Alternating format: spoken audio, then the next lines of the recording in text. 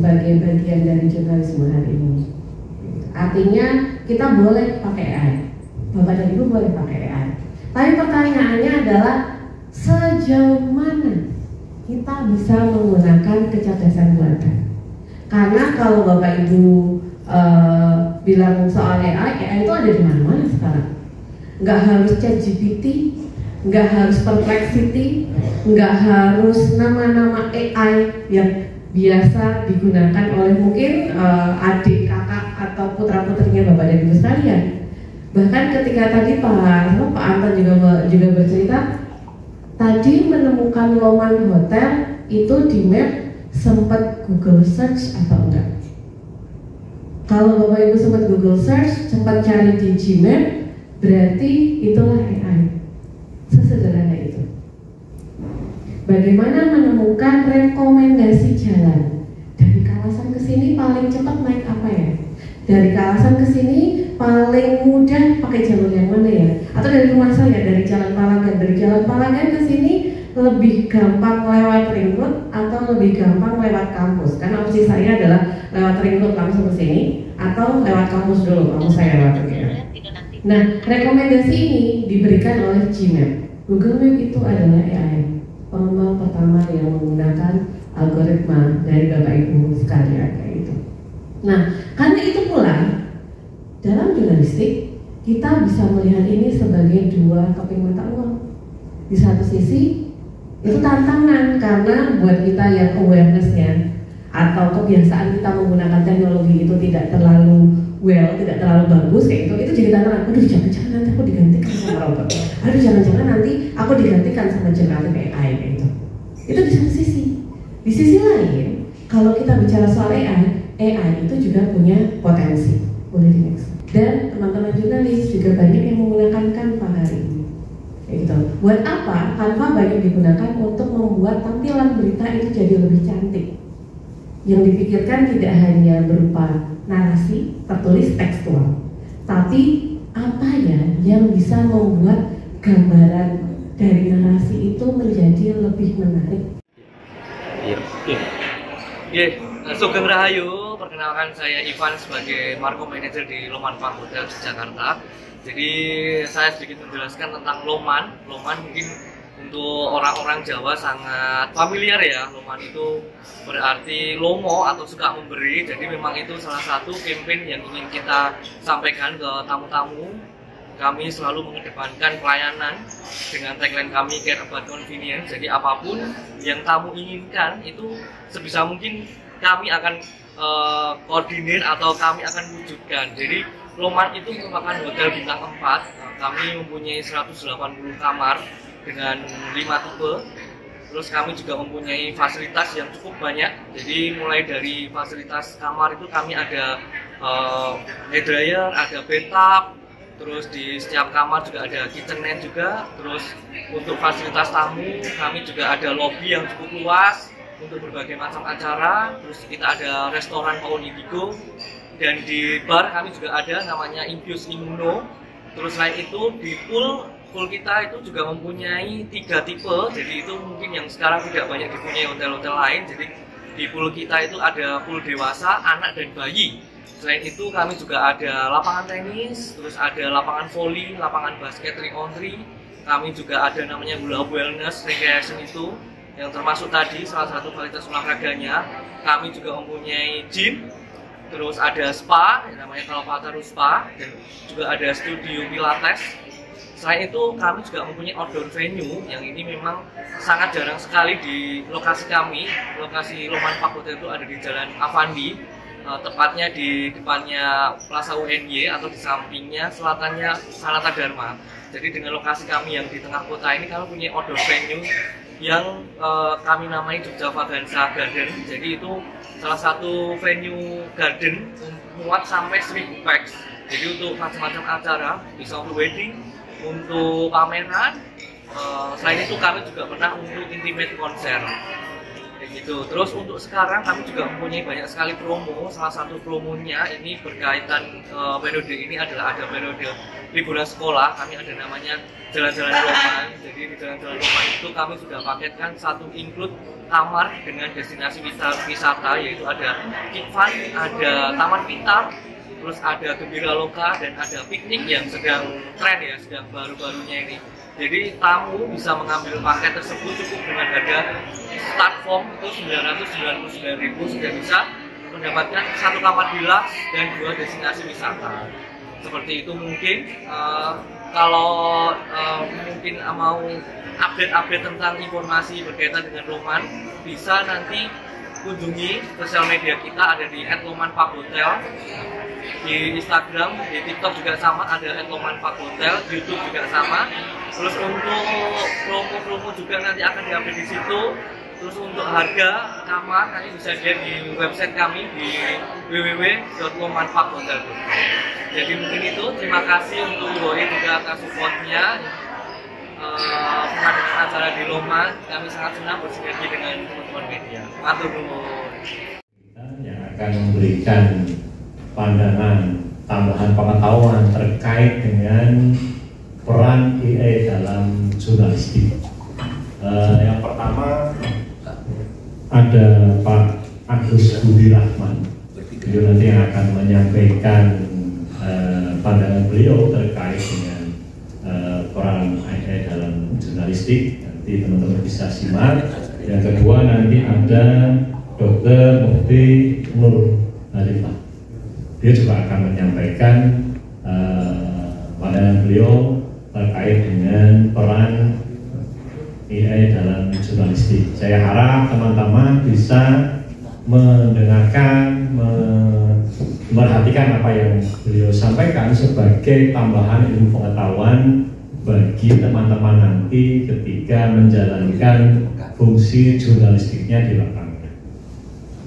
AI ini dalam jurnalistik terbaru memang sudah diakui dari Dewan Pers sebagai alat yang boleh digunakan dalam ruang redaksi yang menghasilkan hasil jurnalistik, selama kita mencantumkan dalam pembuatan berita itu berita ini digenerate dengan AI. Tetapi itu tetap harus ada peran manusia di sana, karena peran kita sebagai jurnalis yaitu hanya untuk mempercepat saja. Tapi peran kontrol manusia itu penting. Maka nanti coba kita dengarkan dari masing-masing narasumber terkait AI ini, bagaimana perilakunya, bagaimana cara menggunakannya, apa manfaatnya, apa dampaknya terhadap kinerja teman-teman di lapangan. Monggo nanti kita dengarkan. Setelah itu nanti setelah beliau berdua paparan, kita ada sesi tanya jawab. Mungkin begitu. Yang pertama saya serahkan waktunya kepada Pak Agus Rahman. Untuk Pak Agus dipersilakan.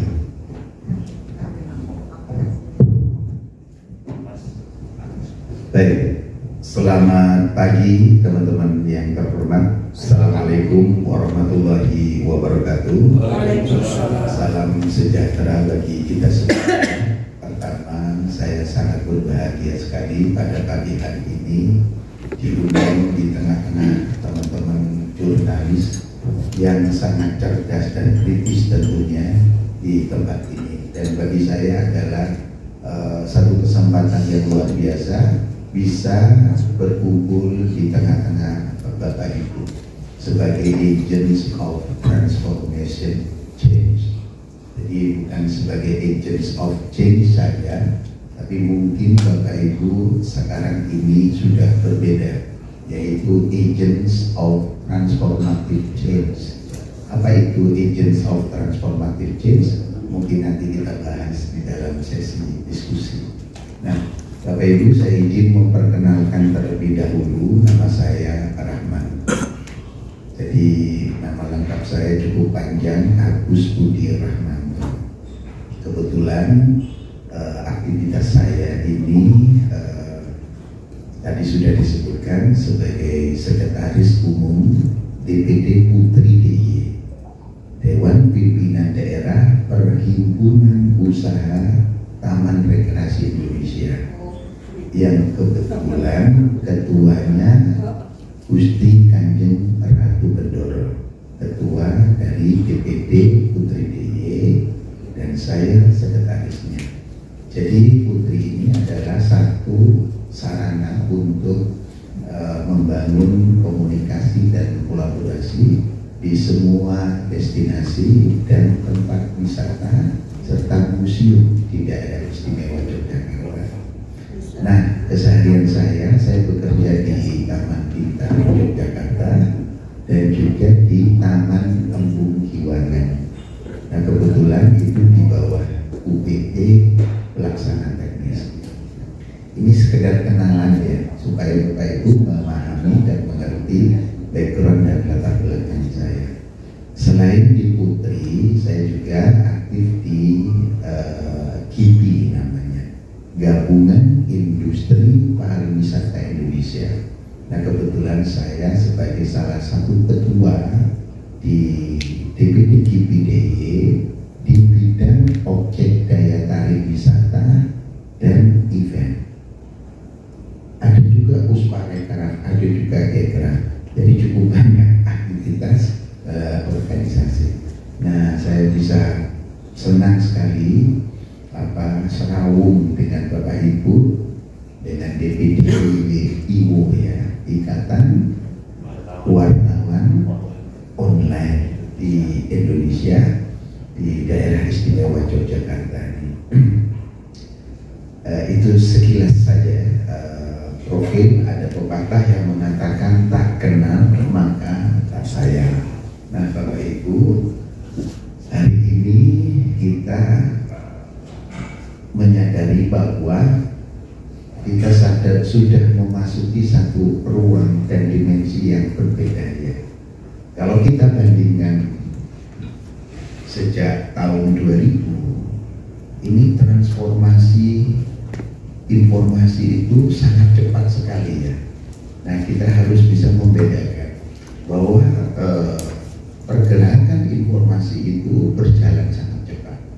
Nah, tadi sudah disampaikan oleh Pak Ketua, kita sudah memasuki 0.5 ya. Berarti kalau sudah 0.5, berarti di bawahnya ada 0.4, ada 0.3, mungkin ada 0.2 dan 0.1. Nah, kita ini sudah berbeda alamnya, cara berpikirnya, dan mungkin kesadarannya sudah berbeda. Artinya kecerdasan masyarakat, kecerdasan kolektif kita itu naik lebih tingkat. Suatu itu melihatnya mungkin dalam perspektif 3 dimensi. Dimensi 3, ya kan? Kalau seperti ini 3 dimensi, bisa dilihat, bisa dipegang, dan mungkin tentunya bisa diperhatikan. Itu 3 dimensi. Tapi sekarang kan kita sudah memasuki dimensi 4 dimension, dan mungkin akan kita memasuki 5 dimension. Nah, sedangkan kita sedang berada di persimpangan jalan antara dimensi 3 dan dimensi 4 menuju ke dimensi 5. Jadi di tengah-tengah dimensi 3, dimensi 4, dimensi 5. Sekarang ini dimensi 4. Nah, kita sedang mengarah di dimensi 5. Nah, kita sebenarnya diberi pilihan cara kesadaran kolektif, cara pandang kita, awareness kita itu. Apakah kita bertahan dengan memakai kacamata dimensi 3, ataukah kita berjalan menelusuri berjalan menuju ke dimensi 5. Cara pandangnya berbeda, cara melihatnya segala sesuatu itu berbeda. Nah, Bapak Ibu, apa itu dimensi ini kan hanya cuma untuk menggambarkan saja ruang dan waktu, bahwa kita ini sedang berada di ruang waktu yang berbeda sebenarnya. Beda di abad 20, itu dimensi 3. Nah, sekarang kita sedang memasuki abad 21. Nah, mungkin Ibu Nur sudah seringkali menjelaskan kepada mahasiswa di abad 21 ini adalah abad keterhubungan, hyper connected society era. Kita sedang memasuki satu era yang disebut dengan hyper connected. Segala sesuatu terhubung, segala sesuatu terkoneksi. Jadi istilah-istilah baru sudah muncul, ada IoT namanya, Internet of Things. Hyper connected society era itu menjelaskan bahwa segala sesuatu terhubung. People connected to people, people connected to thing, thing connected to thing. Segala sesuatu terhubung. Kalau dulu di tahun 2000 mungkin kita mengenal pager ya, ada pager terus naik lagi, Nokia terus naik lagi, berkembang terus sangat cepat sekali. Dan bahkan seusia kita mengalami perubahan dan adaptasi yang luar biasa. Karena sebenarnya kita sudah memasuki ruang yang berbeda dalam dimensi cara pandang kita yang kita sebut dengan 0.5, atau mungkin kita bisa melihatnya dalam perspektif dimensi 4 menuju ke dimensi 5. Jadi sekarang cara pandangnya sudah tidak bisa melihat segala sesuatu pada aspek materi saja, tapi harus melihatnya yang bersifat non materi. Karena everything connected, dan kita pernah bisa membayangkan si konektivitas kita itu apa yang menyebabkan kita terhubung. Ada internet, ada wifi. Kalau dulu ada telepon pakai kabel masih, tapi sekarang sudah menggunakan wifi. Dalam ruangan ini Bapak Ibu begitu buka handphone itu sudah ada tulisan connected, disconnected. Itu teknologi yang menjadi pertanyaan mendasar bagi kita. Apakah kesadaran kita juga terkoneksi? Ini penting karena Bapak Ibu ini adalah seorang jurnalis, pewarta berita. Kalau mohon izin, ini bukan kalau di dalam teks suci, di dalam Al-Quran itu ada satu surah namanya An-Naba. Itu jamak artinya, bukan tunggal. Yang tunggal artinya nabi, tapi Naba itu pembawa berita. Sebenarnya Naba itu artinya wartawan, jurnalis. Tapi berita yang disampaikan adalah berita dari ya kan, Naba itu kan jamak ya. Bapak moderator, beliau paham karena beliau ngaji. Nabi itu satu orang, kalau Naba itu banyak, berarti para sahabatnya berfungsi menyampaikan berita, pembawa berita. Nah, ternyata posisi dan jabatan Bapak Ibu ini keren loh, pembawa berita. Tapi saya nggak berani manggilnya Bapak Ibu itu Nabi, itu nggak berani saya. Nanti, karena kalau sudah bicara Nabi, asosiasinya dari mana yang lain. Naba, pembawa berita, nanti arahnya akan berbeda. Tapi fungsinya Bapak Ibu itu membawa berita. Nah, berita apa itu? Berita langit. Ada berita, ada dua berita sebenarnya. Tapi kadang-kala kita tidak menyadari. Berita langit, berita positif namanya, berita power, konstruktif, membangun kesadaran kolektif. Berita langit, bahasa langit. Ada juga berita bumi, hayatin dunia bahasanya. Berita bumi itu terkait dengan keterikatan dan kemelekatan terhadap materi. Nah, pertanyaannya Bapak, sebenarnya kita memberikan berita apa? langit atau berita bumi kah? Ya bumi ini di mana tempat tinggal. Karena bumi ini bahasa perumpamaan saja yang menggambarkan kehidupan yang penuh dengan materi, keterikatan hubungan di dalam materi. Nah, sumber dari berita ini sebenarnya ada dua baik, positif, negatif, konstruktif, destruktif, reaktif, responsif. Berita, itu dua jalan. Tinggal yang mana yang mau kita ambil? Bebas saja boleh, tergantung pemahaman dan kesadaran. Saya tidak ingin mengarahkan aku pengen mengambil berita positif saja. Nah, ini dua-duanya. Kalau bahasa Al-Fatihahnya itu Siratul Mustaqim, jalan yang benar. Ada lawannya juga, Siratul Maqlub, gitu ya. Ini mohon maaf ini ini cuma membedakan landasannya. Berita langit, berita bumi. Berita tentang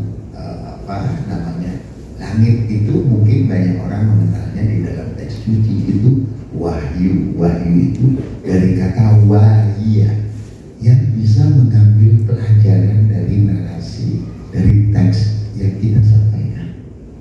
Ada juga berita dunia yang berbicara tentang materi, berbicara tentang ego, bicara tentang arogansi, bicara tentang ketakutan, bicara tentang apa saja, disparitas, pemisahan, dan lain sebagainya.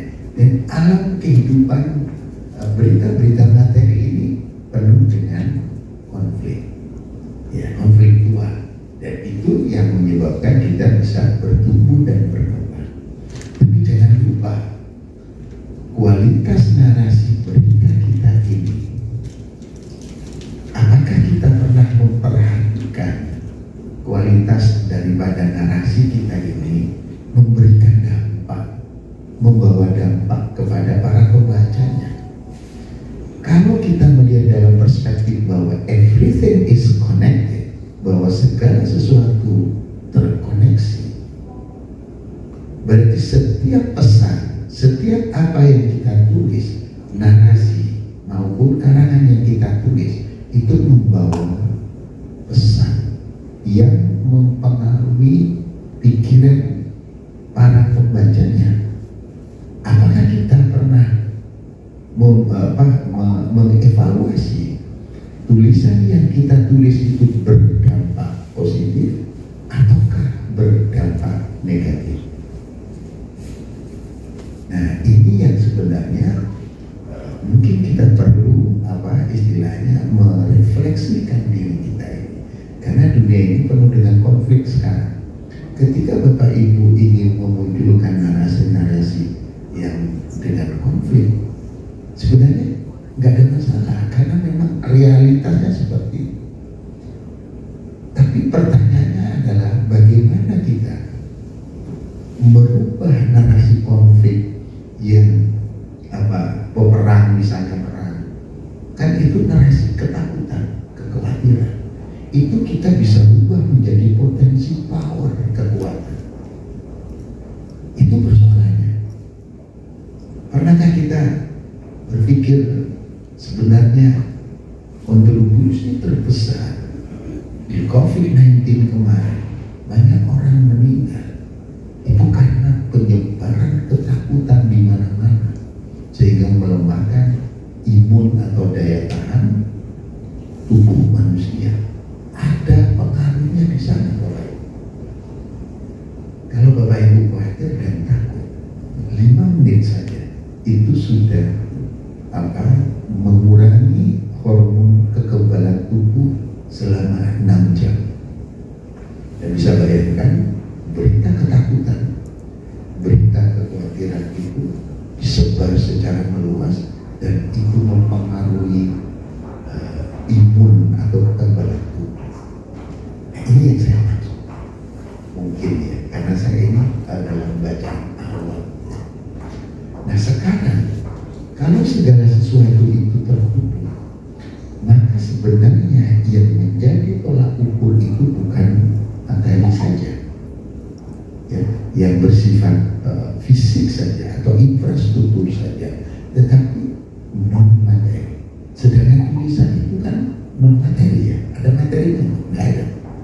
materi itu cuma kata-kata, tapi narasi itu non materi. Ya. Nah, saya ini tertarik mengambil satu pemikiran dari Nikola Tesla, dari bahwa segala sesuatu itu terhubung, ya kan? Nikola Tesla, if you want to know the key of the universe, katanya, jika kamu ingin mengetahui kunci dari semesta itu, kamu harus pahami dulu 3, 6, 9. Dia bilang 3, 6, 9. Itu bahasa angka, itu bahasa energi, bahwa setiap pesan, setiap message, setiap narasi itu membawa pesan energi. Ada 3, 3, 6, 9. 3, 6, 9. Simple, sederhana. Tapi ini kalau dieksplorasi, bingung kita. 3, 6, 9. Ya, apa sih 3, 6, 9 itu? Nah, nanti kita mungkin panjang kali ya, Pak. Artinya begini, bahwa segala sesuatu itu, everything is vibration. Everything is frequency, and everything is energy. Kalau vibration mungkin angkanya 3, frekuensi itu angkanya 6, dan energi itu angka 9. Jadi apa yang tidak bergetar? Tulisan kita bergetar, suara kita bergetar. Semua yang ada di alam ini, yang kita lihat di ruangan ini, itu berinteraksi melalui sebuah getaran. Dan setiap vibration itu mengirimkan sinyal frekuensi atau pesan. Dan setiap pesan itu menciptakan energi. Nah, pertanyaannya adalah, apakah energi yang kita ciptakan itu power ataukah menghasilkan pressure? Nah, kita harus paham ya, apakah energi kita itu menghasilkan power, membangkitkan, atau justru menenggelamkan? Tinggal pilih saja. Dan saya tidak ingin mengarahkan Bapak Ibu, karena itu semuanya penting. Tapi bagaimana mengubah narasi-narasi kita ketika kita hidup dalam dunia yang penuh konflik, dunia yang penuh ketakutan, kekhawatiran, itu narasinya kita ubah menjadi power. Kadang-kala kita ini berperang sebenarnya, cyber, ya berperang namanya cyber, apa istilahnya, cyber security. Kemarin saya mengadakan pelatihan cyber security literacy. Jadi bekerja sama dengan Universitas Gadjah Mada, khususnya di Departemen Instrumentika dan Elektronika, dengan Universitas Malaysia, Mara Teknologi Malaysia. Dia datang, ada 30 orang di tempat kami, dan saya mengundang kurang lebih 30 siswa untuk berbicara tentang cyber security ini. Sebenarnya cyber security itu bukan keamanan apa istilahnya password dan sebagainya, tapi pesan yang kadang-kadang gagal. Pernahkah kita berpikir ketidakmajuan bangsa kita ini, keterlambatan kemajuan bangsa ini karena tingkat kesadaran kita masih rendah? Kita masih sering menciptakan suasana ketakutan, kekhawatiran,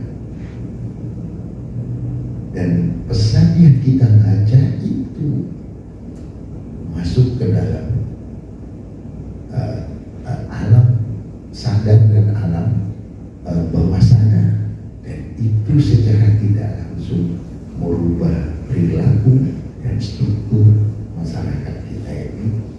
Apakah masyarakat kita ini positif dan negatif? Makanya dunia dunia maya kita, di sosial media kita ini rempong katanya. Ciri dari tingkat kesadaran masyarakat kita rendah itu adalah suka menilai, suka menghakimi, suka menyalahkan, suka menjustifikasi. Apa kalau ada satu nokta kesalahan aja, berandal detailnya. Emang ada manusia yang sempurna? Tidak ada. Tapi bagaimana konflik-konflik kesalahan itu berubah menjadi sebuah potensi atau narasi yang punya power dan membangkitkan kesadaran kolektif bangsa kita ini. Jadi sebenarnya kita butuh more positive of life frequency and vibration. Dan Bapak Ibu sebenarnya punya tugas mulia. Dan jawaban ada di Bapak Ibu. Apakah saya pembawa berita dari langit, ataukah saya sebagai messenger pembawa berita dari bumi? Pilihan ada di tangan Bapak Ibu. Ini cuma sharing, lebih pada reflektif saja.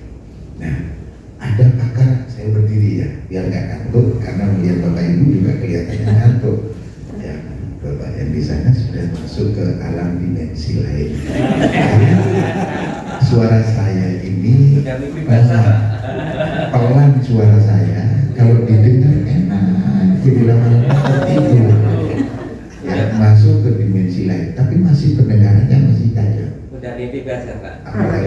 Apalagi ini udaranya udah mulai dingin tau. Dan saya ngomong pelan seperti dongeng. Kalau bentak-bentak Bapak Ibu tekan rambut ngaceng ke atas yang di bawah sama juga, gitu ya. Ini kita mau sharing. Saya bukan tapi lebih banyak kepada sharing saja. Karena masalah memberitakan ini saya tidak meragukan lagi kemampuan. Apalagi yang di sini sudah luar biasa senior ya. Ini senior. Tonggo istilahnya. Artinya Bapak Ibu dalam memahami realitas dan fakta itu bisa lebih arif dan bijaksana. Gitu ya. Nah, ini ada pakar psikologi Bapak Ibu. Saya lupa namanya. Itu membedakan berita dari vibrasi atau pesan. Secara umum itu cuma dibagi menjadi dua saja, negatif, positif. Itu di bredel. Saya coba membredel yang negatif itu kayak apa narasinya, yang positif itu seperti apa. Kadang yang dibutuhkan ada viralitas, viral. 5 orang terbunuh di perkosa, viral, dan itu banyak. Kalau pesan yang disampaikan sama seperti itu sama dengan konten kreator yang tidak punya dasar-dasar etik etik of conduct istilahnya, hanya memberitakan ketakutan kekhawatiran saja. Dan ternyata apa yang dibaca itu menyampaikan pesan yang disimpan, yang masuk dalam alam sadar dan alam tidak sadar, dan itu merubah perilaku dan tindakan kehidupan masyarakat kita. Maka benar kalau bangsa kita ini agak lambat majunya dibanding sama tetangga kita Cina. Sama-sama negara miskin 20 tahun, tapi hasilnya berbeda sekali. China itu sama kayak kita 20 tahun yang lalu. Nah, Bapak Ibu punya peran sangat penting, play a big significant role dalam memajukan bangsa. Tugas Bapak Ibu lah yang justru membangkitkan negeri. Mau pilih, mau dihancurkan negeri ini atau mau dibangkitkan, mau dikiamatkan. Kiamat itu juga kiamat bangkit atau kiamat dihancurkan. Itu semua ada yang mengambil tangan wartawan. Tepuk tangan semuanya. Hati-hati ya. Tugas Bapak Ibu mulia sebenarnya sebenarnya. Ya. Nah, saya mengambil transportasi jurnalisme di tahun 2000 sampai tahun 2022 COVID ya. COVID itu tahun berapa ya? 2019.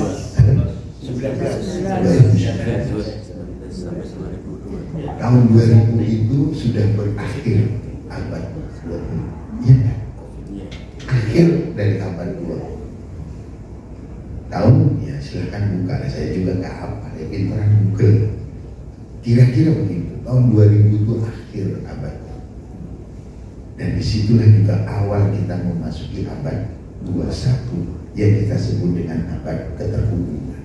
Era industri, era konektivitas, keterhubungan. Yang satu era industri, 3 dimensi. Ini sekarang 4 dimensi mau ke 5 dimensi. Ya, itu hanya cuma menggambarkan ruang dan waktu saja supaya bisa mudah untuk memahami. Tahun berapa? Itu tahun 2000. Dari situ di tahun 2000 sudah mulai ada kolaborasi karena ada media komunikasi dan sebagainya.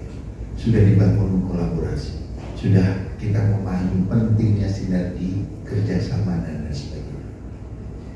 Tahun 2000. Sekarang kita sudah masuk tahun 2025. Ini kita sharing dulu ya. Saya nggak detail apa bagaimana cara memberitakan. Nanti saya sudah bikin di sini. Sebenarnya itu butuh workshop khusus ya untuk sharing dan diskusi untuk lebih gimana sih narasi negatif positif, unsurnya apa saja itu mungkin kita kaji di sana supaya bisa memberikan power atau pressure gitu. Nah di tahun 2025 ini Bapak Ibu, 2025 kita sudah memasuki satu era yang berbeda lagi. Makanya kalau di dunia ini ada istilah transformatif. Kalau kemarin itu selalu kolaborasi, sinergi, ya kan? Tahun 2000 selalu kolaborasi, sinergi, kerjasama. Kita tidak bisa berdiri sendiri karena di abad 20 segala sesuatu itu harus sendiri, berbuat keras, bekerja keras, berkompetisi, sikat mengikat, perang gitu. Nah, abad 20 mulai. Abad 21 di tahun 2000 itu sudah kita membangun kolaborasi sinergi dan sebagainya.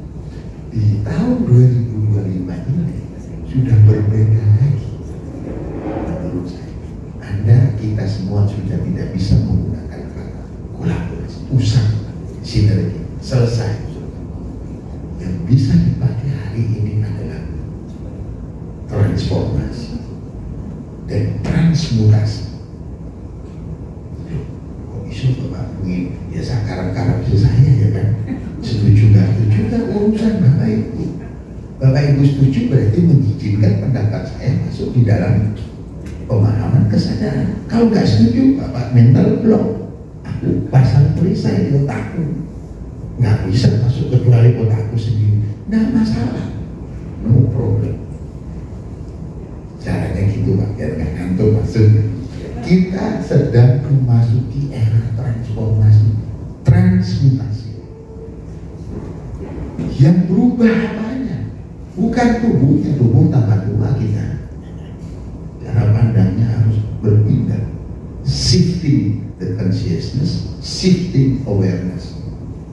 Berpindah kesadaran dari kesadaran 3 dimensi menuju ke kesadaran 5D, era keterhubungan. Menyadari bahwa segala sesuatu itu terhubung, tidak ada yang bisa berdiri di atas kaki sendiri, semua keterhubungan. Infrastruktur, teknologi dan sebagainya sudah selesai menjelaskan melalui artificial intelligence, virtual reality dan sebagainya sudah berjalan. Pertanyaannya yang mendasar bagi kita, apakah kesadaran kita ini juga terhubung dengan segala sesuatu? Terhubung tidak? Karena ini makna sholat. Sholat itu terhubung sebenarnya, artinya terkomunikasi 24 jam keterhubungan kita ini. Bukan cuma 5 waktu saja atau 1 minggu saja, tapi terhubung setiap detik, setiap menit kita terhubung dengan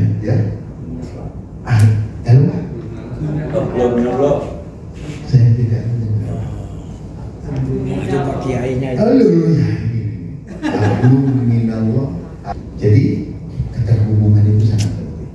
Makanya sekarang itu yang dikedepankan itu bukan profit, bukan prosperity, di belakang prosperity. Yang pertama adalah people, interaksi keterhubungan kita dengan antar manusia. Berita pressure itu kita ukur melalui Hawking gitu ya. Hawking tak ukur antara 20 sampai 175. Jadi berita-berita yang menggambarkan frekuensi rendah itu berbasis ketakutan, kebencian, konflik. Kedua, meningkatkan polarisasi, reaksi, dan impulsif.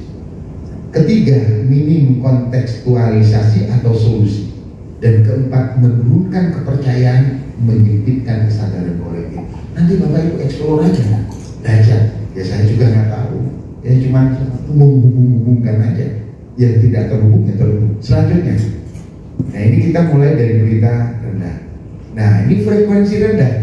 Jadi kalau kadang judging moral, kelompok secara vulgar, ini ada ukurannya. Ini frekuensi rendah, vibrasi rendah.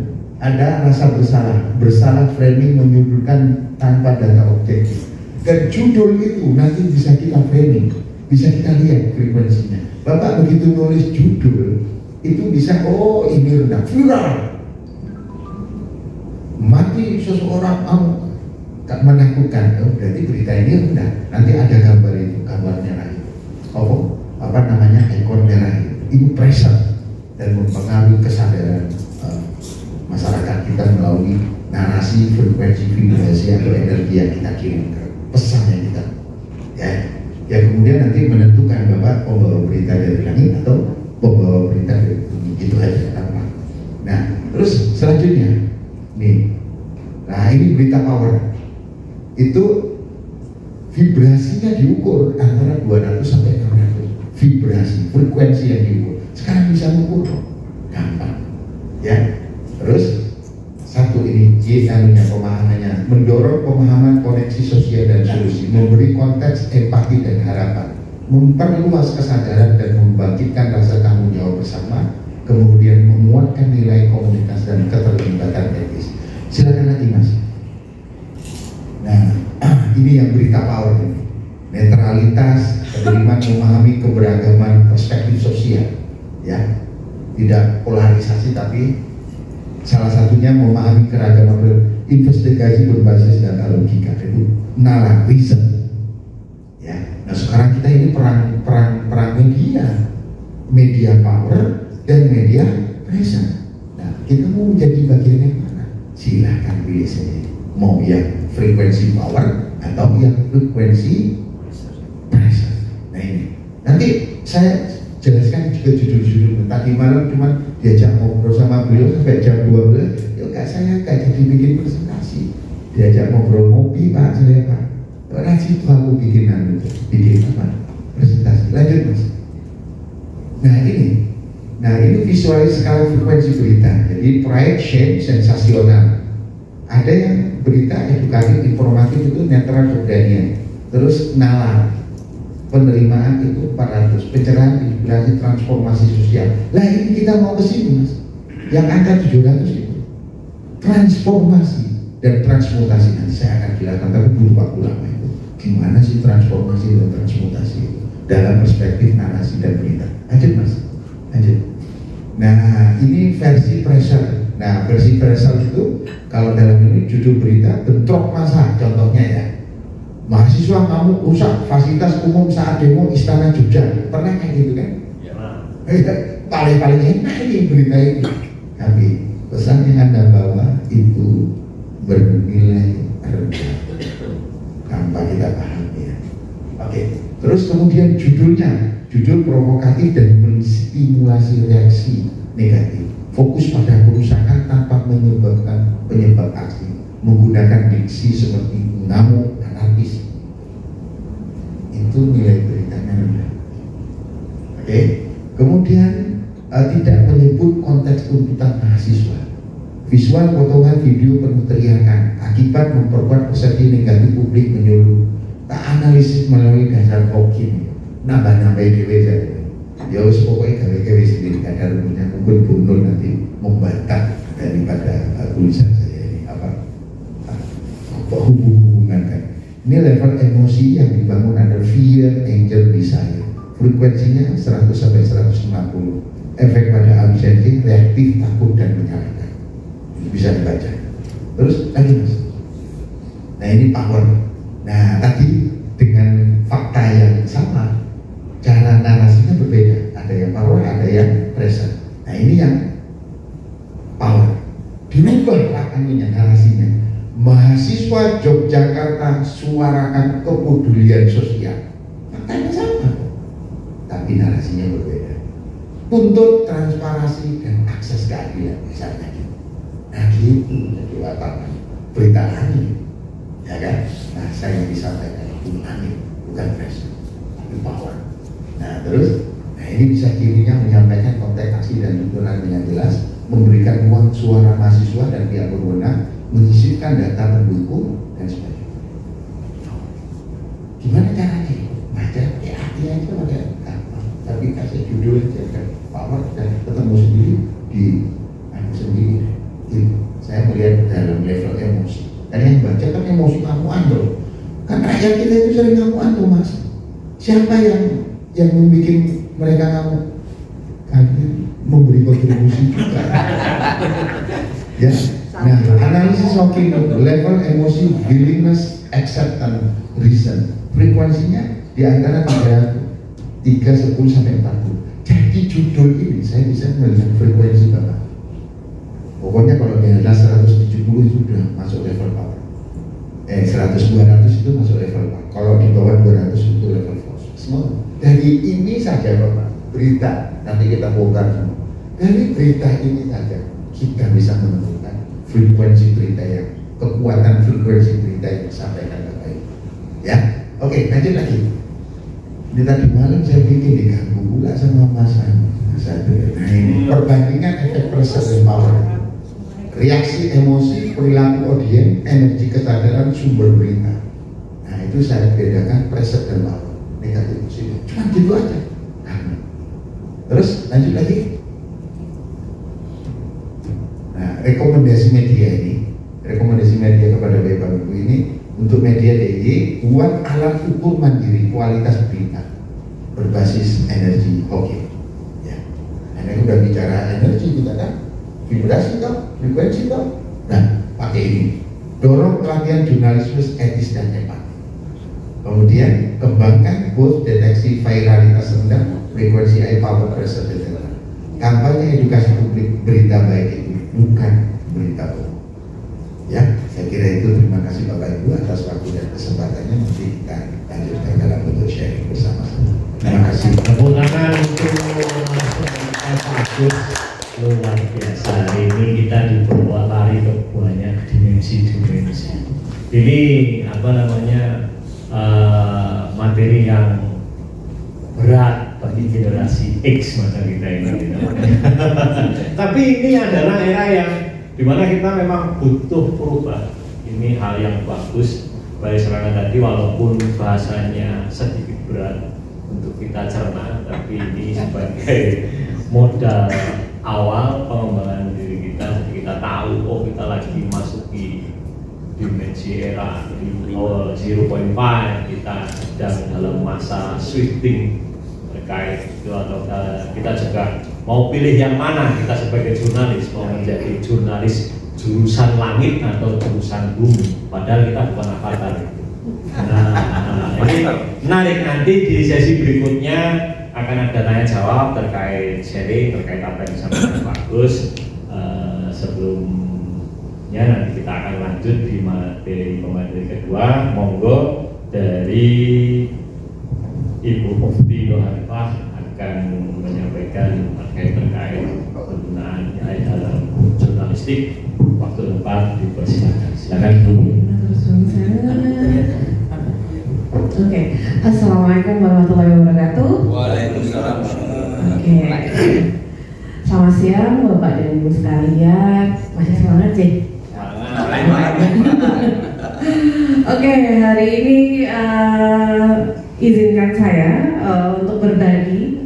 Mungkin perspektifnya kalau Bapak tadi lebih banyak bercerita mengenai praktikal di lapangan, saya lebih banyak bercerita refleksi dari kampus. Gitu. Tapi sebelum ke situ saya memperkenalkan diri dulu. Nama saya Mufti Nur Latifah. Kalau di kampus saya biasanya dipanggilnya Mufti atau IP.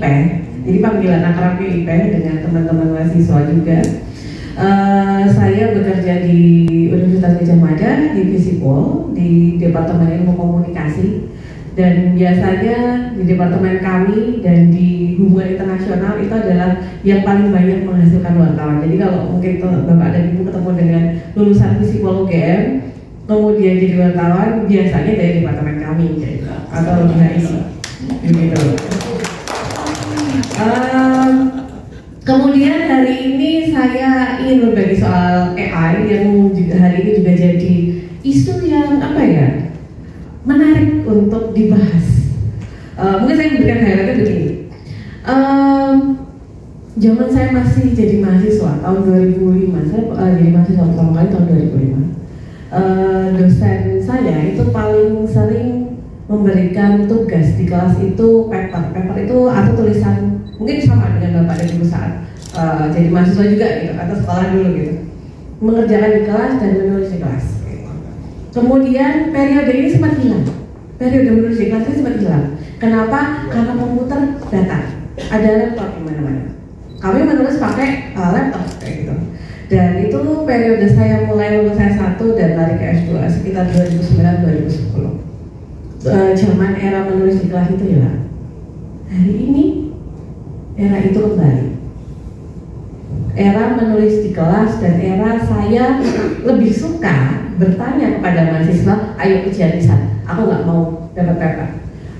Jadi challenge mengenai AI itu tidak hanya terjadi di jurnalistik, tapi terjadi juga di dunia akademik. Kenapa? Tiba-tiba era ini datang.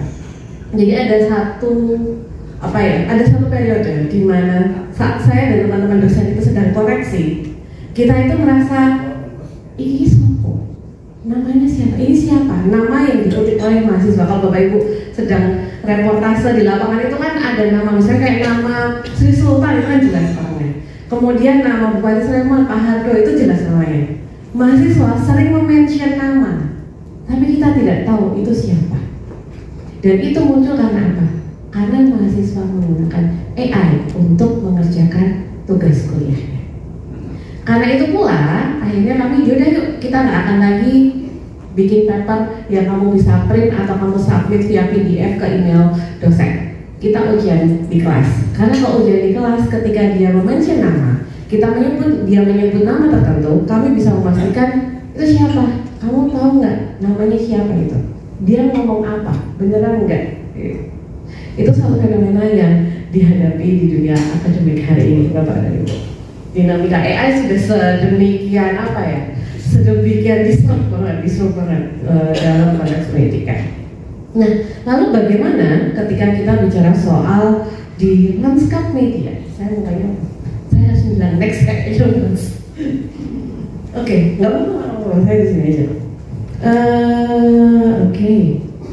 Nah, ini kalau kita bicara soal karya jurnalistik seperti yang tadi jadi introduction ya dari Pak Madio bahwa Dewan Pers sudah mengakui AI sebagai bagian dari jurnalisme hari ini. Artinya kita boleh pakai AI, Bapak dan Ibu boleh pakai AI. Tapi pertanyaannya adalah sejauh mana kita bisa menggunakan kecerdasan buatan? Karena kalau Bapak Ibu bilang soal AI itu ada di mana-mana sekarang. Nggak harus ChatGPT, nggak harus Perplexity, nggak harus nama-nama AI yang biasa digunakan oleh mungkin adik, kakak, atau putra-putrinya Bapak dan Ibu sekalian. Bahkan ketika tadi Pak Anton juga bercerita, tadi menemukan Loman Hotel itu di map sempat Google search atau enggak? Kalau Bapak Ibu sempat Google search, sempat cari di Gmap, berarti itulah AI. Sesederhana itu. Bagaimana menemukan rekomendasi jalan? Dari kawasan ke sini paling cepat naik apa ya? Dari kawasan ke sini paling mudah pakai jalur yang mana ya? Atau dari rumah saya, dari Jalan Palagan. Dari Jalan Palagan ke sini lebih gampang lewat ring road atau lebih gampang lewat kampus? Karena opsi saya adalah lewat ring road langsung ke sini atau lewat kampus dulu, kampus saya lewat ya. Nah, rekomendasi ini diberikan oleh Gmap. Google Map itu adalah AI, pengembang pertama yang menggunakan algoritma dari Bapak Ibu sekalian kayak itu. Nah, karena itu pula dalam jurnalistik kita bisa melihat ini sebagai dua keping mata uang.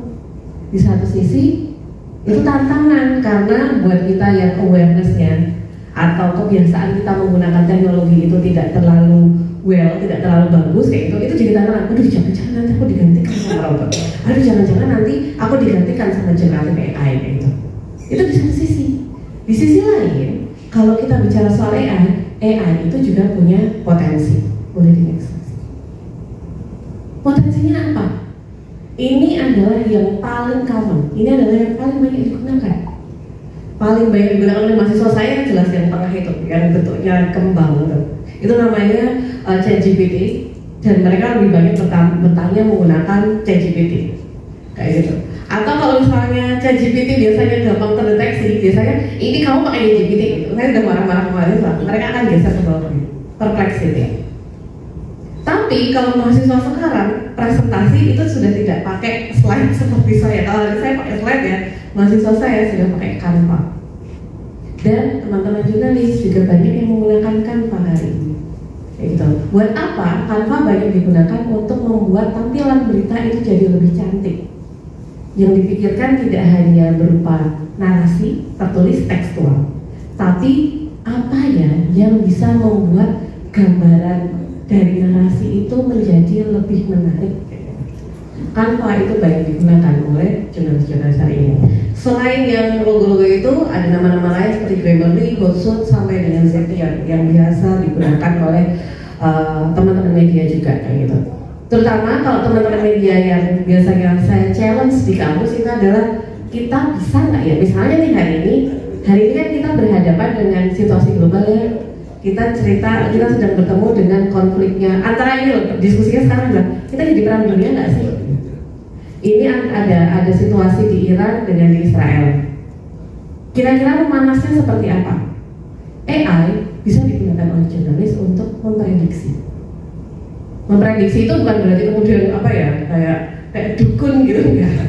Tapi lebih kepada menghitung peluang seandainya Israel kemudian melakukan sesuatu atau Iran melakukan sesuatu, kira-kira apa yang terjadi?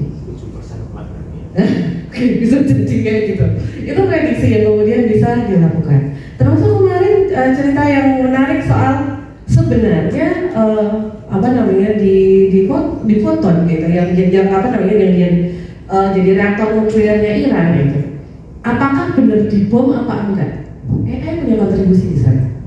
Ada yang kemudian memprediksi, ada yang kemudian menunjukkan bahwa tempat nuklirnya sudah habis kayak gitu, karena udah rusak parah gitu. Tapi hanya selisih jam. Enggak, reaktor nuklirnya enggak apa-apa kok. Karena yang rusak hanya bagian luarnya.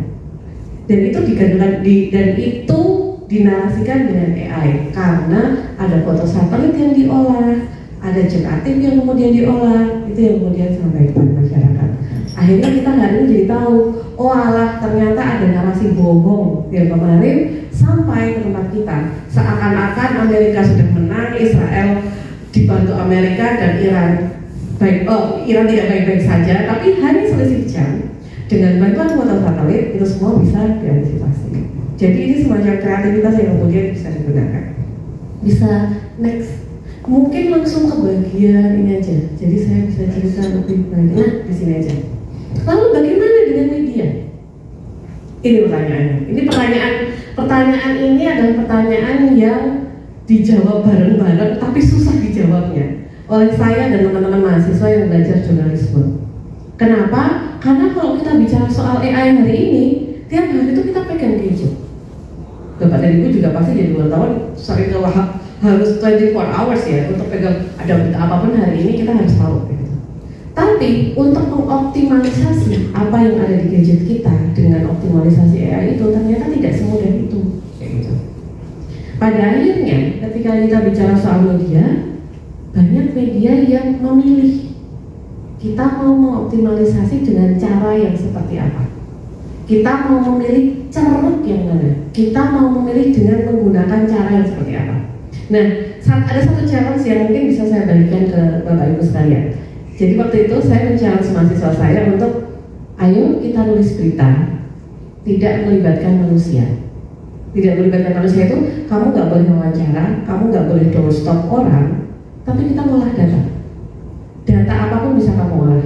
Ada satu laporan yang cukup menarik yang kemudian dihasilkan oleh mahasiswa saya mengenai dia menghitung berapa jarak warung Madura antara satu titik dengan titik yang lain di Yogyakarta. Dan ternyata warung Madura itu paling banyak titiknya ketika berada di sekitar lingkungan kampus, di UGM, di sekitar Jalan Kaliurang, dan di Jalan Kaliurang yang atas di sekitar UI. Jaraknya antara warung Madura yang satu dengan yang lain itu adalah kurang lebih 300 sampai dengan 500 meter. Yang dilakukan apa? Ngitung warung Madura yang ada di Google Map. Jadi jarak antara warung Madura ini dan ini berapa, jalannya berapa menit. Dan setelah itu dia mencoba menghubungkan, ada nggak sih asosiasi apa atau semacam perserikatan warung Madura di Yogyakarta? Ada nggak sih ikatan-ikatan keluarga Madura di Yogyakarta? Dan ternyata ada. Itu jadi satu berita yang menarik. Yang diolah apa? Cuman model Google Map. Karena yang dihitung adalah dodotnya itu. Setelah itu dia mencari tahu secara lebih lanjut. Kenapa ya warung Madura itu sekarang bahkan menurut dia, asumsi dia itu menyaingi Indomaret dan Alfamart yang ada di Yogyakarta. Saking itunya, saking rengetnya. Kalau dulu kan kita sering membicarakan itu, kalau ada Indomaret pasti ada Alfamart, jajaran gitu. Jangan lupa Bapak Ibu kalau di Jogja, selain Indomaret dan Alfamart, ada warung Madura. Dan bahkan 24 hours, jadi 24 jam. Mahasiswa butuh apapun di tengah malam, warung Madura pasti ada. Kayak gitu. Itu satu kajian yang menarik, dan itu satu laporan yang menarik. Modalnya adalah Google Map yang kemudian diolah tadi. Itu sebenarnya AI juga. Jadi ada AI yang kemudian memberikan ilustrasi bahwa jarak antara satu dan yang lain itu bisa dihitung. Itu contoh sederhana. Contoh yang lain adalah apa yang dilakukan oleh media-media yang sudah established sampai hari ini. Misalnya untuk yang dilakukan oleh IDN Times dan Kompas Gramedia. Jelas kalau AI mereka punya CSO sendiri, mereka punya tim sendiri untuk mengembangkan AI-nya. Kalau di IDN Times dia mengembangkan yang namanya Timmy Robot. Timmy Robot itu sesederhana menghasilkan konten yang ritual, konten yang gampang, konten yang pasti patternnya atau polanya jelas.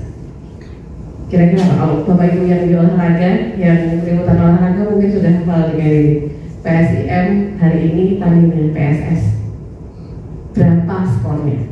Itu kan pattern yang jelas. Kalau di berita olahraga kan patternnya, polanya itu kan selalu jelas. Siapa yang menang, skornya berapa, hari ini golnya, peluangnya ada berapa. Itu kan pola-pola yang jelas. Itu diadaptasi oleh si IDN Times. Beda dengan Kompas Gramedia. Kalau Kompas Gramedia dia mengadaptasi fitur baca cepat. Nah, fitur baca cepat ini sangat dibutuhkan oleh Gen Z hari ini.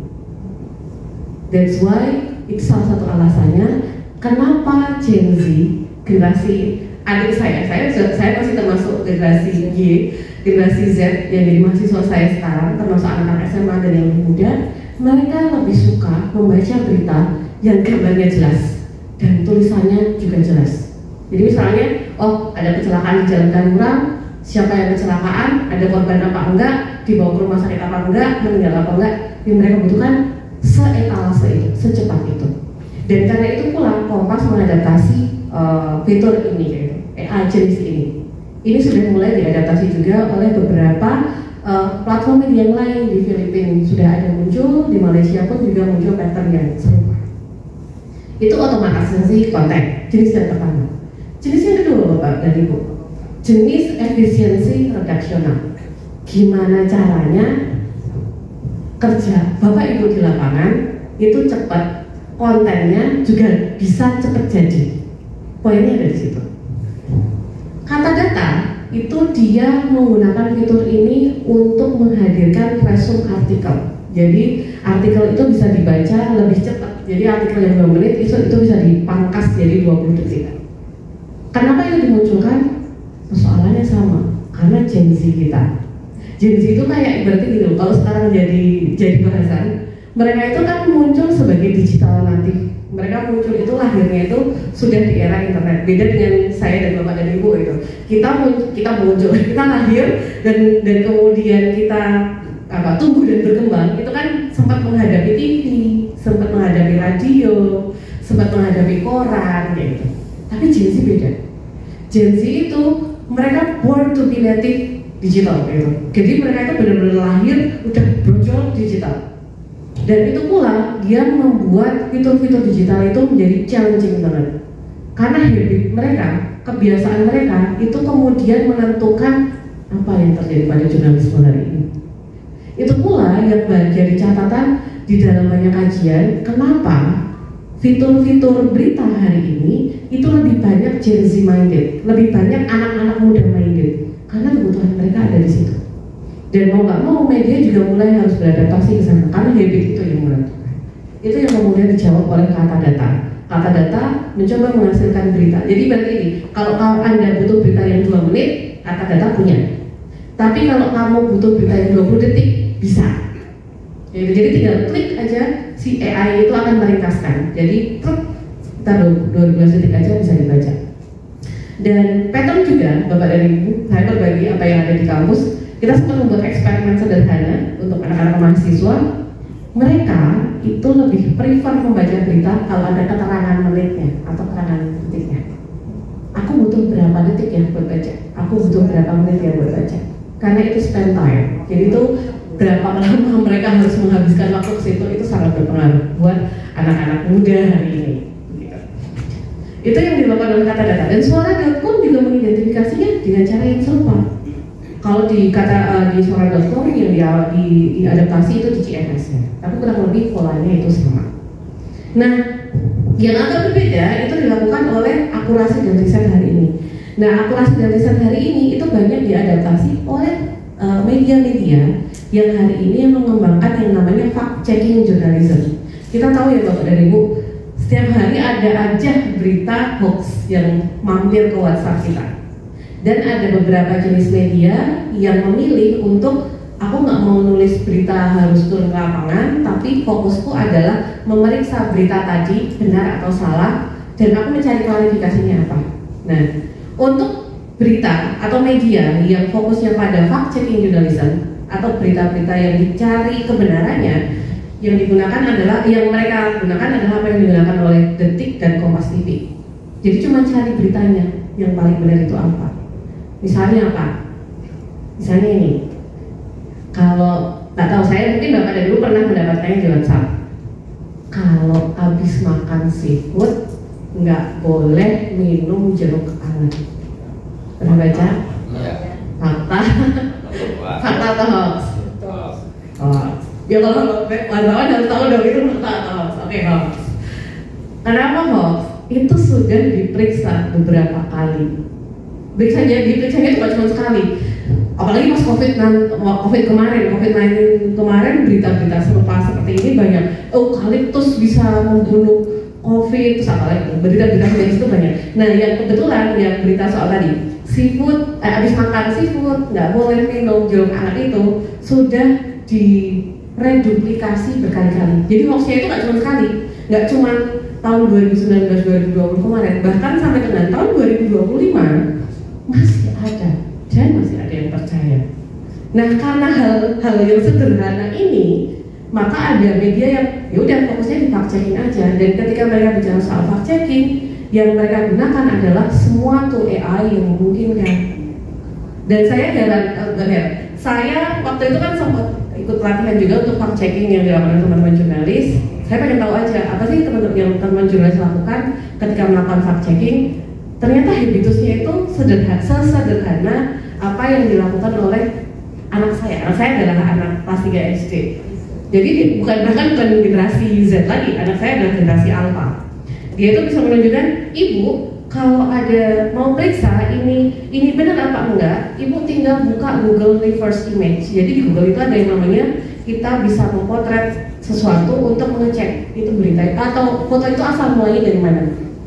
Dan itu yang dikembangkan oleh teman-teman di fact checking. Jadi cuma kita cari awal mulanya informasi ini dari mana.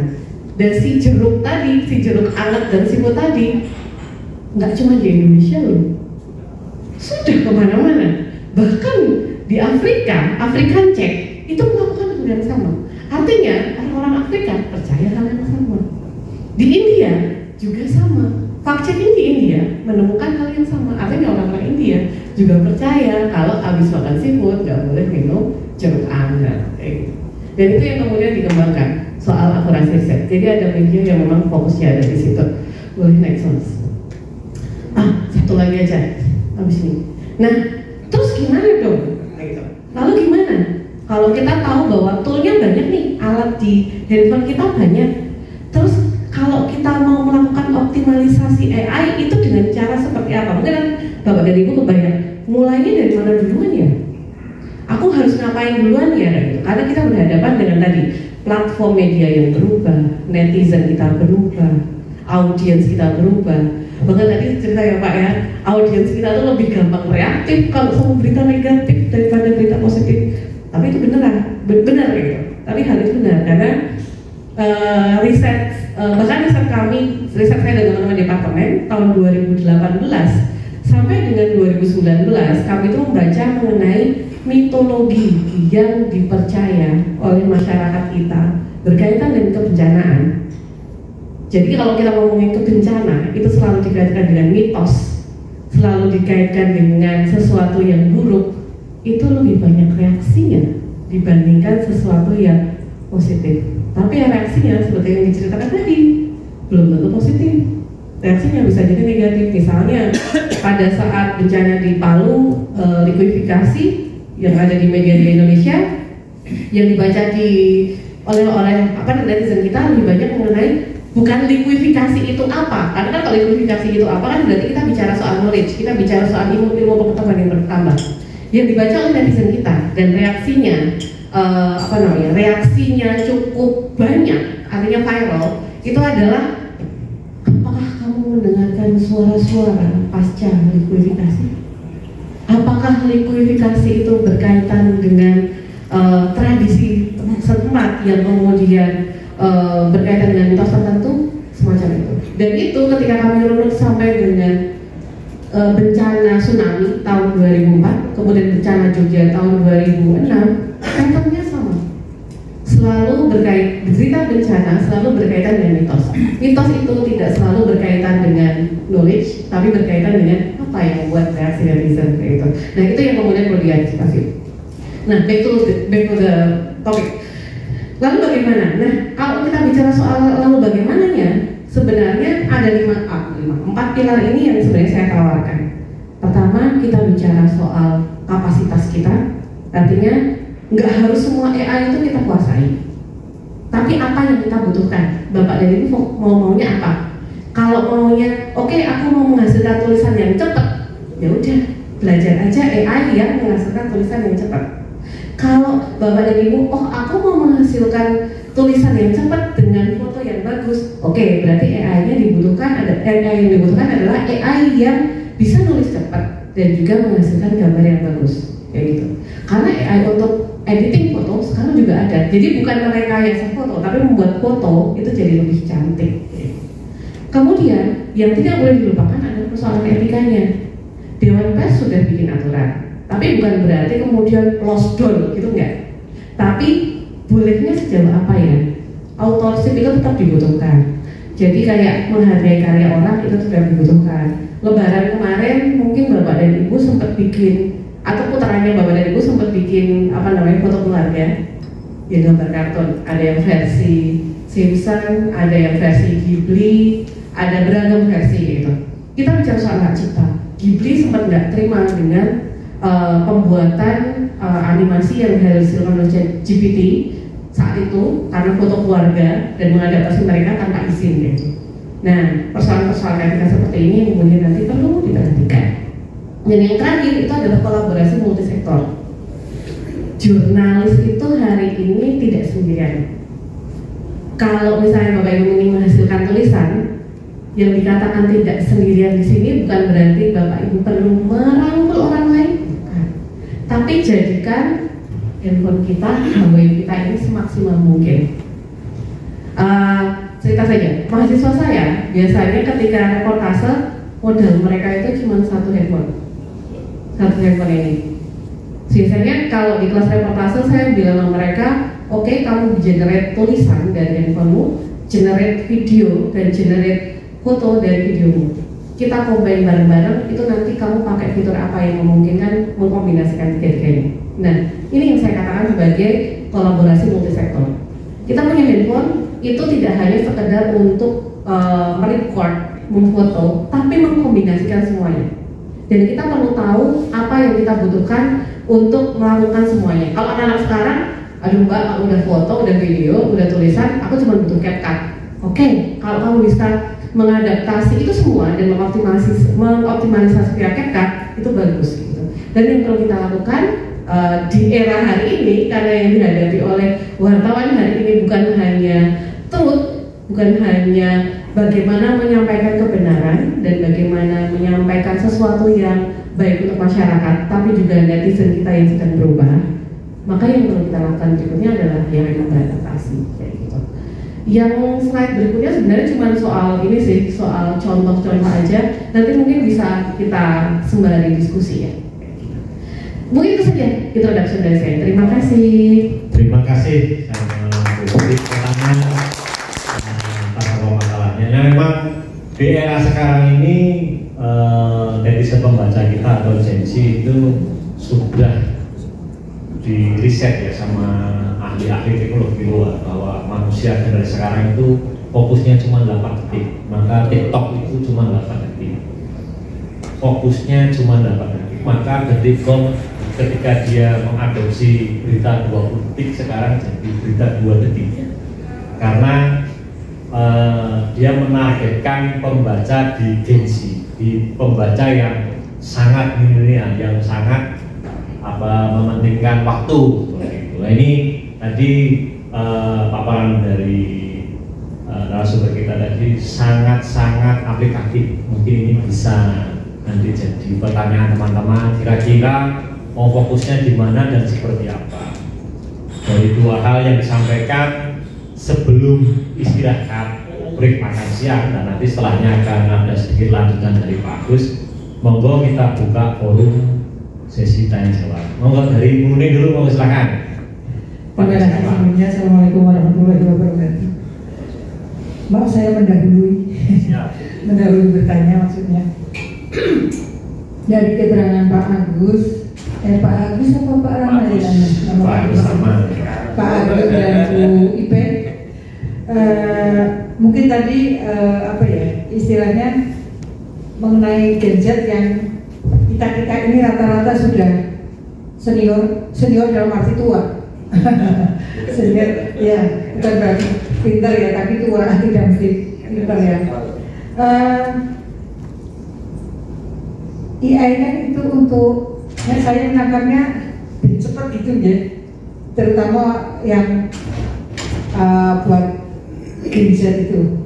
Terus dengan masalah kekaidah jurnalistiknya bagaimana?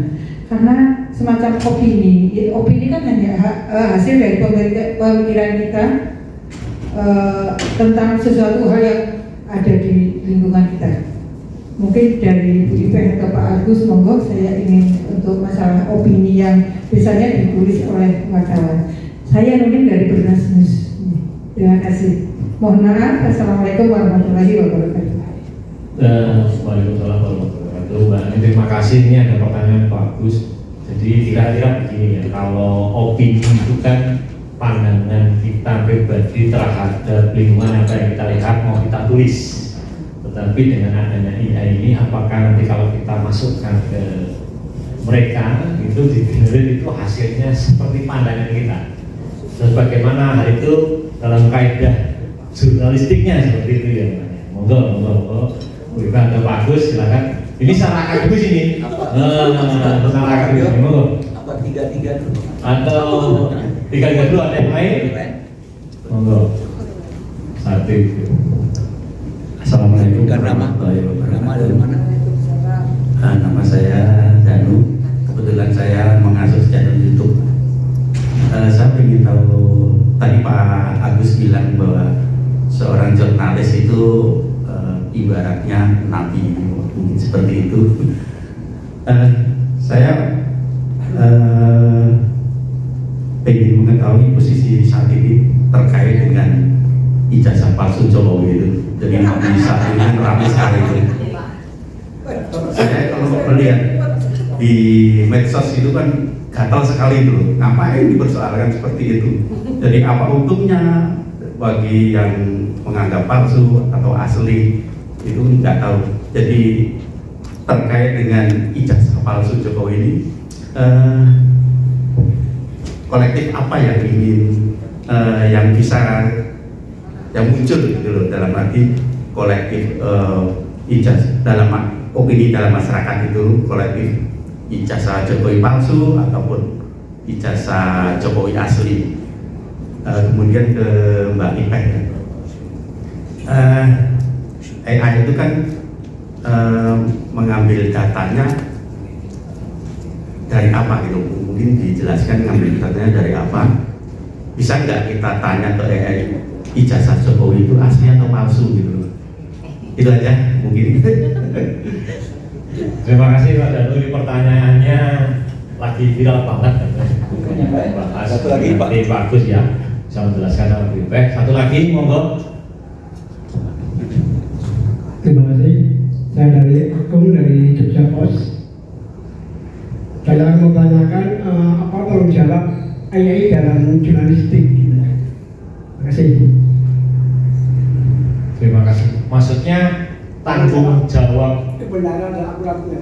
Oh, kebenaran AI dalam jurnalistik gitu ya. Artinya setelah kita menggunakan AI itu sebetulnya apa sih tanggung jawab itu? Bisa dipertanggungjawabkankah hasil generatif berita kita AI itu terhadap kaidah jurnalistik seperti itu ya? Nanti secara pendidikan bisa dijawab. Dari 3 pertanyaan itu monggo bisa satu persatu. Yang pertama tadi dari Pak Nuning terkait opini yang dikirim dengan AI, mungkin dari sisi pendidikan bisa menjawab. Nanti yang kedua tentang terkait polemik ijazah Pak Jokowi itu secara pressure berita bumi atau berita langit itu. Berikutnya nanti dari Pak Agung itu tanggapan bagaimana ketika kita setelah menjelaskan AI itu apa namanya, bisa nggak itu dipertanggungjawabkan sebagai hasil karya jurnalistik gitu ya Pak. Monggo silakan dari Pak Agung dulu, yang berat dulu soalnya masalah polemik ijazah ini off the record kan ya. Oke, baik, terima kasih. Yang pertama dari Bu Nuning ya, terkait dengan opini kita menggunakan artificial intelligence ya. Itu kan mesin ya, mesin. Artinya kehadiran artificial intelligence atau ChatGPT dan sebagainya itu diperlukan bagi kita. Maksud saya bahwasanya AI itu sebagai data informasi dan mereka punya kelengkapan data yang luar biasa. Tapi bagaimana persoalannya untuk merubah potensi itu menjadi pesan yang memberikan nilai tadi, power tadi itu. Nah, begini loh Pak Ibu, kalau kita melihat apa istilahnya tentang fakta dan kebenaran, ini bersifat perspektif, dan ini harus kita pahami dulu. Bersifat perspektif. Kenapa saya bilang perspektif? Perspektif itu masih tentatif eksperimental, masih diuji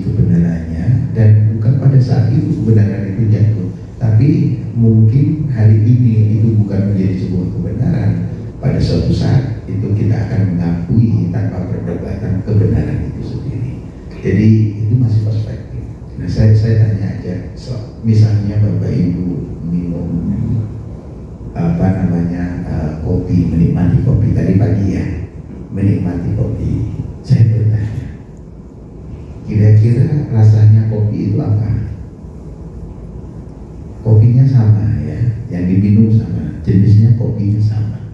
Tapi saya bertanya, kopinya itu rasanya apa? Ada yang pahit, ada yang manis, ada yang menjelaskan tentang kopi. Saya coba perlu bukti aja deh. Tadi minum kopi, coba berikan deskripsi kopi yang Bapak minum tadi pagi. Belum minum. Ya imajiner sekali. Saya penyuka gula, jadi asam-asam, pahit, manis-manis, terus dirangkul dari dia.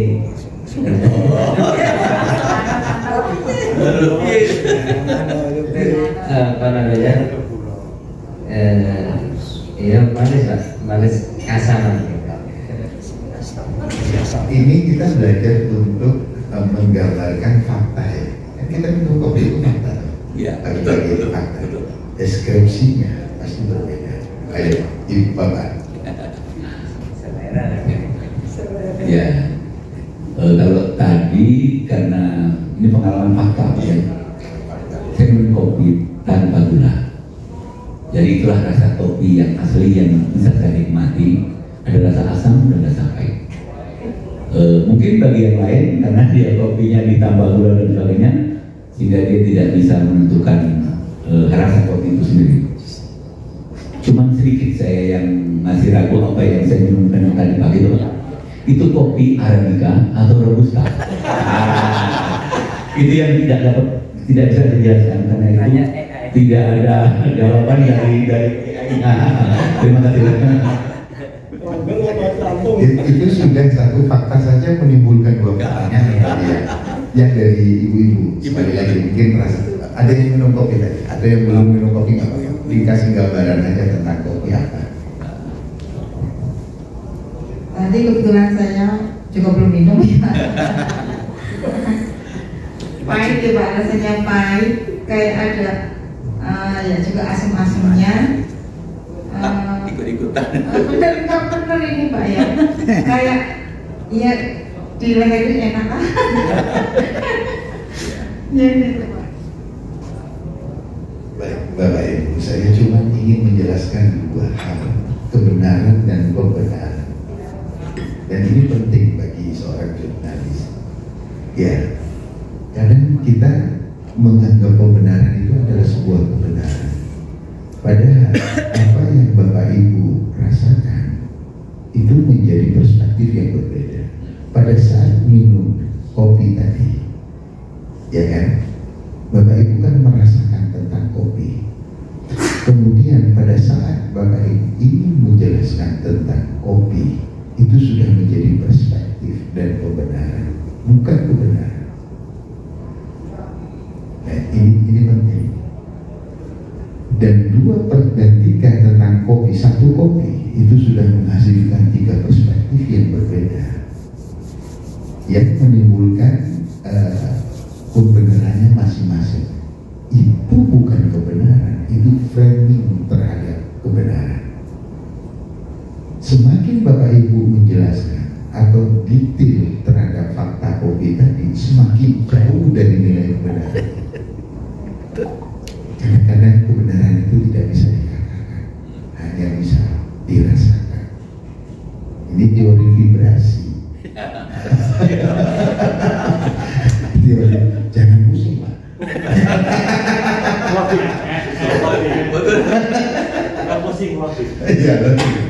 Ya, itu teori vibrasi. Itu masih banyak yang nggak paham itu Pak. Kadang seperti itu, dan kadang kita sendiri yakin apa yang kita rasakan itu benar, padahal faktanya berbeda. Begitulah teman-teman melihat fakta kejadian peristiwa di lapangan. Pada saat disampaikan, ingatlah itu menjadi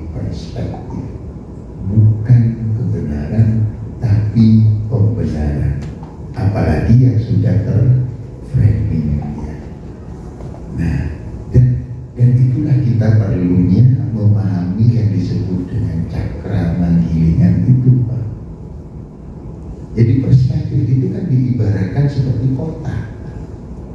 Makanya kita harus punya cakra wala.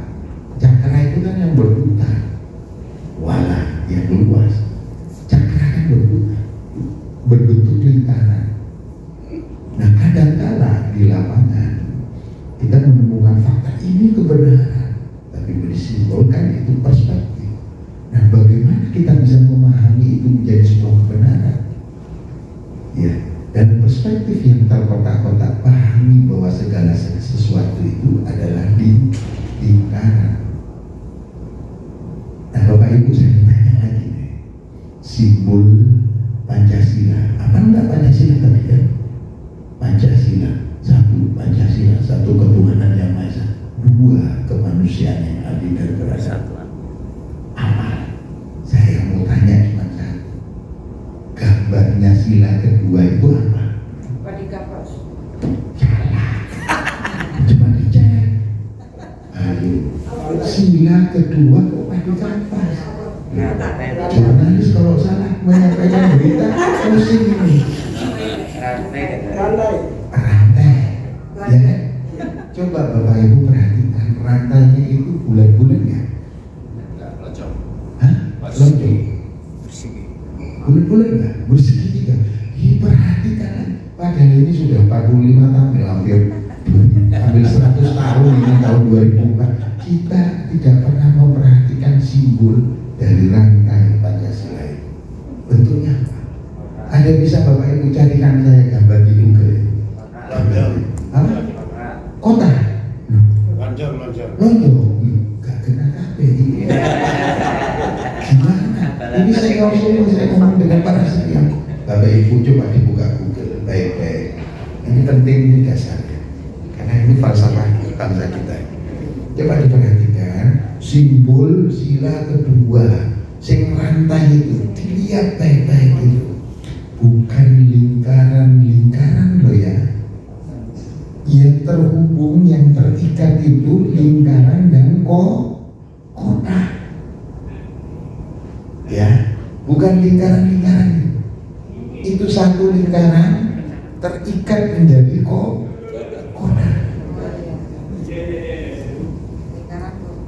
Ya, ini saya teruskan kenapa kalian di Borobudur itu mengelilingi di dalam kota kan berputar juga. Yang namanya Pradaksina. Kota kan? Mandala itu bentuk kota, tapi kita berputar di dalam kota. Kalau ke Ka'bah, pernah ke Ka'bah berputar di luar kota. Ini Bapak Ibu yang harus kita pahami bahwa simbol kotak dan simbol lingkaran itu penting. Mohon izin karena ini perlu mendalam. Karena perspektif itu saya gambarkan kotak. Maka Bapak Ibu harus punya pemahaman dalam perspektif lingkaran. Karena yang menyatukan kotak-kotak itu adalah lingkaran.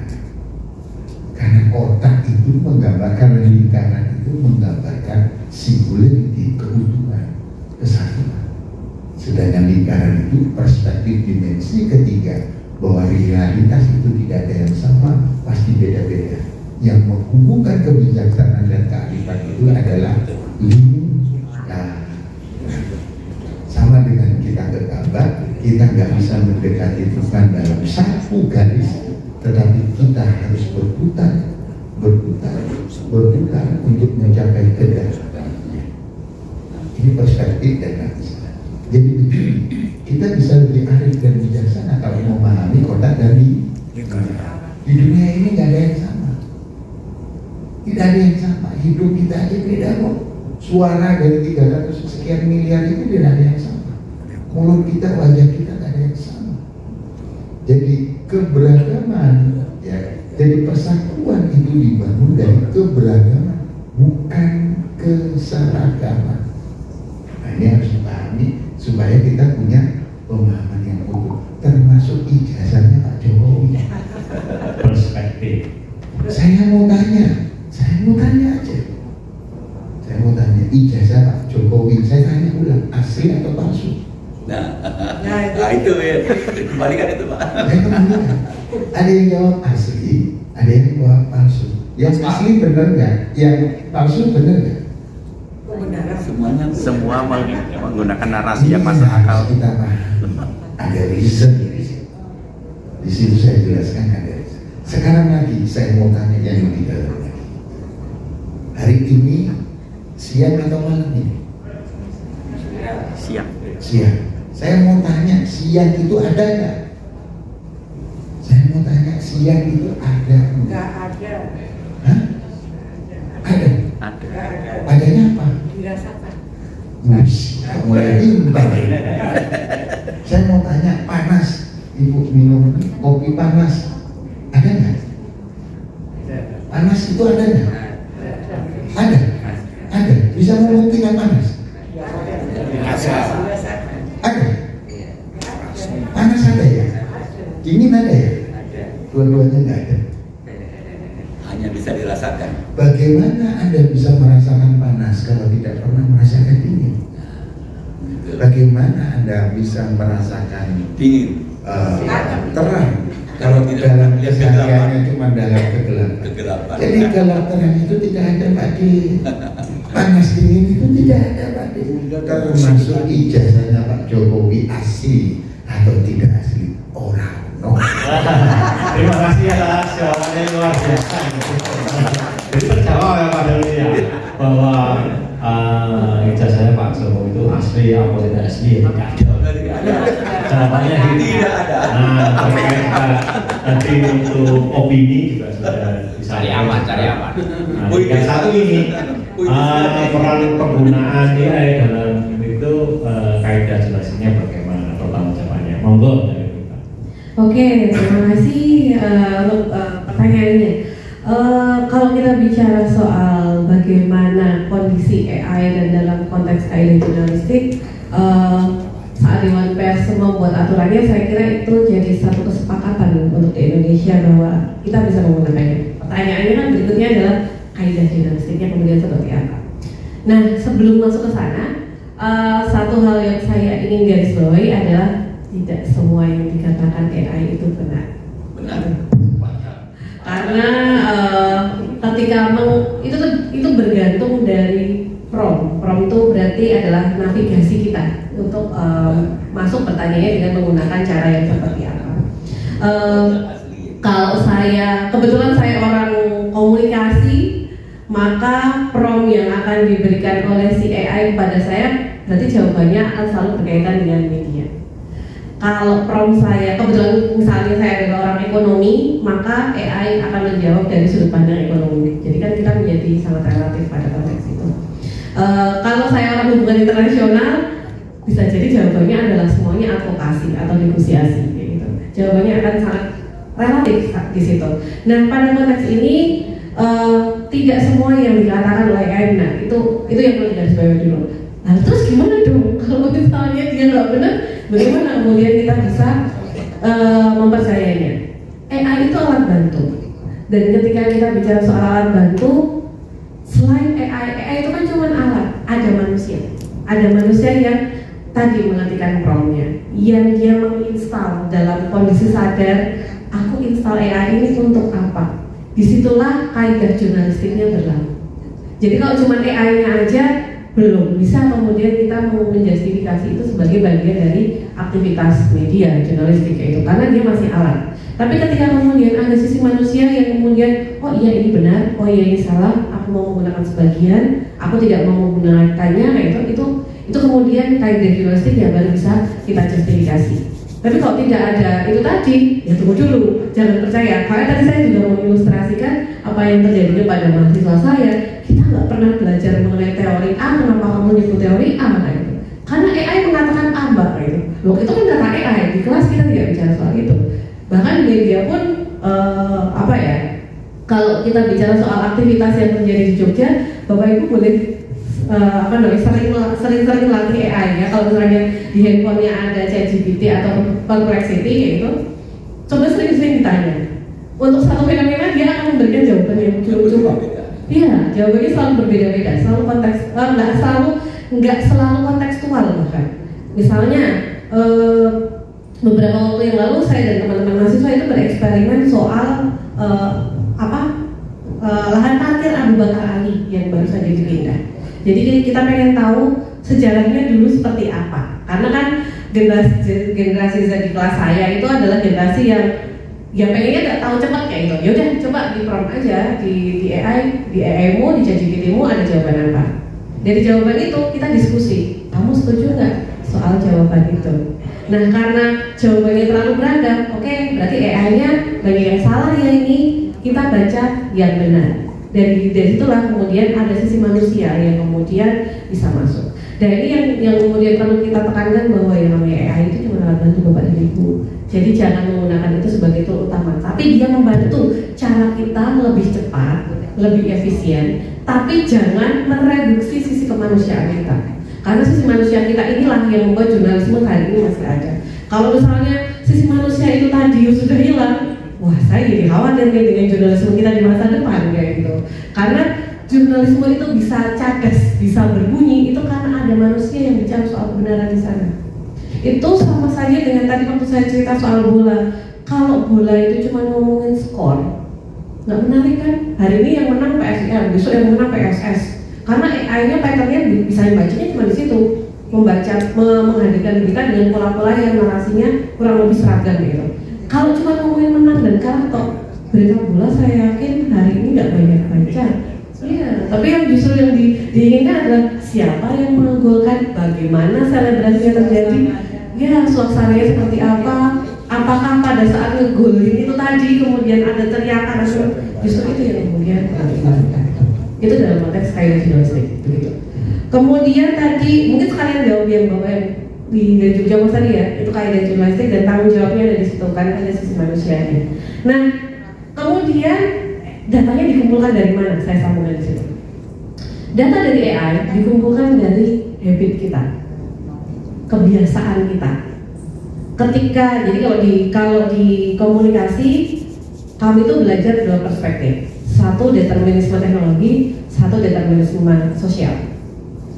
Bedanya begini, ada kaum di wilayah determinisme sosial tadi yang mengatakan bahwa eksistensi manusia itu tidak ditentukan oleh teknologi karena manusia itu punya independensi. Sementara di perspektif sebaliknya itu mengatakan bahwa eksistensi manusia itu sangat bergantung dari apa yang ada di teknologi. Nah, hari ini sayangnya karena kita itu hidup di era teknologi ya, dan Bapak dan Ibu mau punya handphone dengan fitur apapun hari ini Anda harus login via email Anda. Nomornya harus dicantumkan. Padahal apapun fitur yang ada di handphone kita, dia mendengarkan kita, dia menyimak perilaku kita. Makanya kalau ibu-ibu terutama hari ini tadi misalnya, oh hari ini kita membicarakan soal kopi, habisnya mau beli kopi robusta misalnya, yang apa namanya yang paling enak kayak gitu. Kalau di Shopee-nya itu nyari kopi, maka setelah itu akan ada rekomendasi kopi di dalam Shopee. Kalau di Instagram Anda hari ini misalnya kopi yang enak gitu, Anda cari di Instagram, maka Instagram Anda akan memberikan rekomendasi mengenai kopi hari ini. Dan kebetulan kalau aplikasi kita hari ini mendengarkan pembicaraan kita semuanya di ruangan ini, kemungkinan pembicaraan di ruangan kita pun akan muncul di rekomendasi kita hari ini. Nah, cara kerja AI itu adalah seperti itu, mengumpulkan behavior manusia, behavior kita yang secara sadar kita ketikkan sebagai pemilik handphone, pemilik smartphone, atau sesuatu yang terjadi di sekeliling kita yang kemudian dia dengarkan. Dan itu kita lakukan dengan kondisi sadar. Kenapa saya katakan dalam kondisi sadar? Coba diingat-ingat saat Bapak Ibu dulu bikin akun email, bikin akun IG, Instagram, Twitter. Yang tahu kan? Saya setuju. Nggak tahu dibaca apa tadi. Saya setuju. Saya setuju. Oke, saya jawab. Data saya diambil. Padahal Anda mencentang, Anda submit, artinya Anda menyerahkan data Anda kepada platform. Dan dari situ AI mengumpulkan data yang sudah Anda serahkan. Itu yang kemudian membentuk kesadaran kita. Oh, kenapa? Makanya tadi ada pertanyaan, bagaimana kebenaran itu bisa bersifat relatif? Ya karena tadi yang kita diskusikan juga relatif. Jokowi ijazahnya palsu kan tadi pertanyaannya, jawabannya kan kita sudah tahu sendiri kan gitu. Nah, kenapa hal itu terjadi? Ya karena kesadaran manusia tadi muncul dari relativitas perilaku yang kita sadari sehari-hari. Makanya kalau saya bilang ke mahasiswa saya, besok lagi ya kalau kamu download apapun di aplikasimu, dibaca dulu bagian data privacy-nya. Kamu menyerahkan data apa? Jadi biar kita tahu data apa yang kita serahkan, karena itu yang nanti akan direkomendasikan oleh AI dalam bentuk apapun kepada kita. Kurang lebih sampai. Terima kasih sekali. Wah, ini luar biasa dalamnya. Ya Pak, jadi memang ketika kita membuat konten di generate via AI itu secara jurnalistik sudah diatur dalam DOS boleh. Walaupun secara jurnalis senior itu berbeda pendapat. Ada beberapa jurnalis senior mengatakan ketika AI masuk ke ruang redaksi maka hilanglah banyak kemampuan dari sisi manusia. Yang dikatakan tadi betul bahwa ketika kita mengenerate sesuatu itu hanya tools membantu mempercepat saja. Koreksi tetap di diri kita, harus tetap dilakukan sebelum data itu kita publish. Nah, mungkin itu jawabannya. Hari ini kita sudah dapat diskusi yang banyak dan menarik.